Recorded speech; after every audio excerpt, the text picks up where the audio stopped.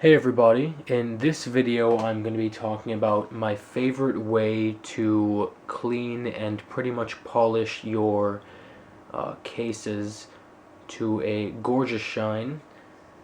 I'm fickle like that. I like making sure that when I reload the ammo looks pretty much as new as it came when it was in the box.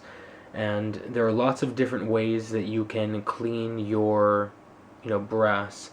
Some people are fans of the media tumblers where you have walnut or something, and sometimes they kick it up with a little bit of polish. I did that back when I first started, but then I found out about a better way to do it, and what you see in front of you is the better way to do it. And I'm going to talk about not only exactly what this is, but I'm going to talk about the little hacks that I have figured out along the way and read from other people in the industry that have made this that much better. First and foremost, what you see in front of you is actually a rock tumbler. This is what people use to polish rocks, but don't get scared about that.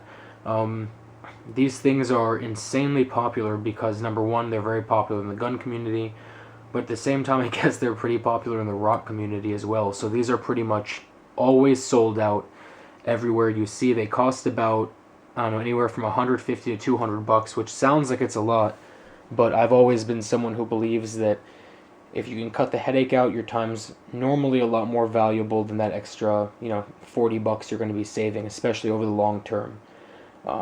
So what this is and what makes this so great is it is actually, I'll explain what's in there in a second, but it's actually this giant metal cast, metal sheet that's been sort of warped and pressed into this shape. It's very heavy duty. You can see how thick this metal is. It's insane. And it's completely waterproof, so that's going to give you a little bit of a hint of what you're supposed to be doing with this. At the same time, I mean, it's really just sturdy. You can see these things from, the 70s and the 60s, and people are still reselling them, and, they're still working fine. So, I unfortunately don't have a power plug, but what you essentially do is you fill this up with media, whatever media you want to use. You put your brass in, you take this, and you put it on the top, just like that, and then you tighten it down all around, and once it's tightened down all around, you put it on here, and this will literally just tumble it, just poured everything out, but it'll just tumble it all the way around, and it's actually pretty quiet. This whole thing's insulated, so you don't really hear much when you're doing it, but it's phenomenal. So a few of my little hacks before I get into exactly how to use it. First thing first, when you first get it, it comes with those cheap little wing nuts, and those are, really stupid in my opinion. I just bought a handful of these. I actually bought not a handful, but 6 of them. And what you can do when you have 6 of them is just put them on. They're very, very easy to use, and you just tighten them down and take them off. The second thing that I wanted to talk about is the fact that I use stainless steel media, and this is just the best media in my opinion. You can get 5 pounds of this for about $30. And maybe a little bit more. Sometimes it goes up to 50 depending on if you're getting the highest quality stuff, which I got. And I definitely suggest that. And the third thing is, a lot of people have talked about using Lemishine, which is a type of citric acid to get your brass shiny as all hell. And that stuff costs about $7 for a little bottle of it, and it'll last you a year. But I managed to find citric acid, and that's all you need is just 100% or 99.9% anhydrous citric acid. You can get it on eBay or from a gun supply store, really anywhere you want. And this 4-pound bag, which you can see, cost me actually about $10. So definitely a way better deal over there. And you're literally just going to want a little tiny scooper, like the same scoopers that come with your reloading dies.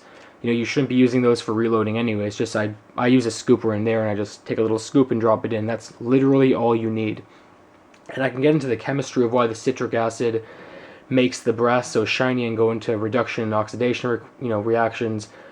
No need to talk about that. All you need to worry about is the fact that this is the best system that you can use. So if you really want nice brass, you will get stainless steel media, tumbler, and then some citric acid. And you're going to want to put about 2 pounds of media in here. No one ever explained this to me, and it was really annoying. 2 pounds of media in here. You're going to fill it up with water about to, the 2/3 mark, and then you're just going to fill it all the way up with brass. and you're going to put the lid on, put a little scoop of citric acid in there, close it. It's warm water, by the way, maybe like warmish water, not too hot, or else the brass will get a little bit darker if you care about stuff like that.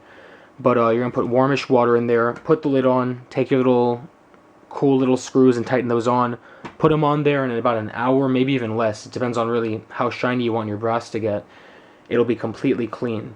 And the cool thing is that this stuff does not stick to your, brass. It doesn't get lodged in, lodged in the corners and the crevices and make your things all gross.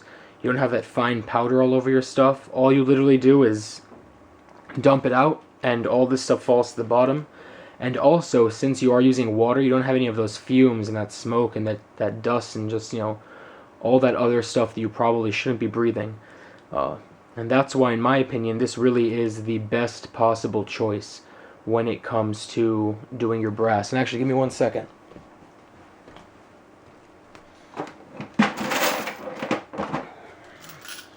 Here we go.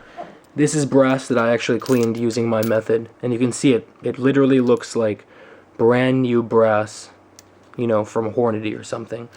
So there you go. If you guys have any questions, as always, feel free to post below and I'll answer them.